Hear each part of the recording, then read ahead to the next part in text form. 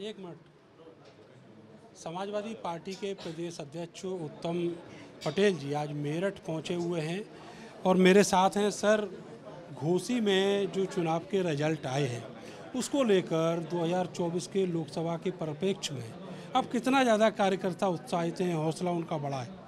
देखिए, घोसी का उपचुनाव जनता बनाम भारतीय जनता पार्टी था और जनता ने भारतीय जनता पार्टी सरकार के कार्यों से असंतुष्टि जाहिर किया कि भारतीय जनता पार्टी ने जो कहा वो नहीं किया है। इसीलिए घोसी में भारतीय जनता पार्टी को चारे खाने चित्त होना पड़ा और समाजवादी पार्टी के नेता अखिलेश यादव जी द्वारा दिए गए उम्मीदवार को 40 नहीं 44,000 वोटों से जितवा दिया। तो ये जीत तो जनता की है। भारतीय जनता पार्टी अब पूरी जो हार का ठीकरा है वो फोड़ रही है दारा सिंह चौहान के ऊपर, जबकि वहाँ पर इतने सारे मंत्री विधायक और वो सब लगे रहे, खुद मुख्यमंत्री भी वहाँ पर चुनावी रैली करने गए। मैं तो ये मानता हूँ कि भारतीय जनता पार्टी ने ये चुनाव ही क्यों कराया, जब एक सीट से ना आपकी सरकार गिर रही थी ना एक सीट से आपकी सरकार बन रही थी। तो ये जनता के ऊपर जो करोड़ों रुपए का बोझ डाला, ये भारतीय जनता पार्टी ने गलती किया है और ये भारतीय जनता पार्टी ही हारी है।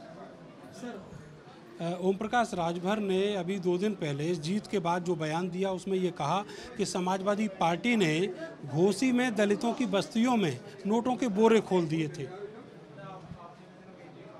अब वो सुबह कुछ कहते हैं, शाम को कुछ कहते हैं, दोपहर में कुछ कहते हैं, तो इसलिए उन पर हम पे कोई टिप्पणी करना नहीं है। ये सब दलितों का अपमान नहीं है? ये कहा जाए कि लोकतंत्र में जहाँ एक पारदर्शी निर्वाचन प्रक्रिया और वहाँ पर दलितों के ऊपर उनके वोट बेचने का आरोप लगाया जाए, तो चुनाव आयोग को संज्ञान लेना चाहिए और चुनाव आयोग को इस तरीके के बयानों पर प्रतिबंध लगाना चाहिए।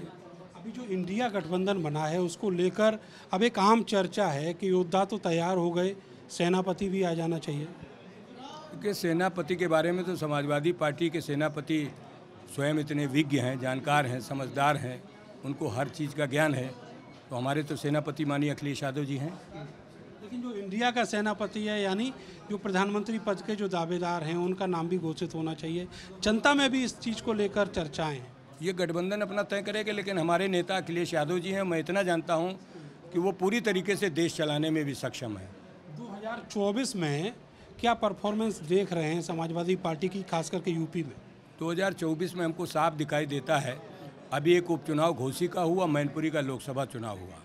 जनता ने भारतीय जनता पार्टी के कार्यों पर नाराज़गी जाहिर किया और उनके खिलाफ जनादेश दे दिया। तो खतौली भी याद कर लीजिए, पश्चिमी। ये सही है, आपने अच्छा याद दिलाया कि खतौली भी है। यहाँ की भी जनता ने भारतीय जनता पार्टी को सबक सिखाया है। तो ये माना जाए कि 2024 का जो लोकसभा चुनाव होंगे उसमें सपा की सीटें बहुत अच्छी तादाद में। निश्चित रूप से समाजवादी पार्टी का गठबंधन सबसे ज़्यादा सीटें उत्तर प्रदेश में हासिल करेगा। बहुत बहुत शुक्रिया आपका। तो नरेश उत्तम समाजवादी पार्टी के प्रदेश अध्यक्ष बहुत आशान्वित हैं 2024 के लोकसभा चुनाव को लेकर। कैमरा से विशानु के साथ मैं नरेंद्र, भारत समाचार, मेरठ।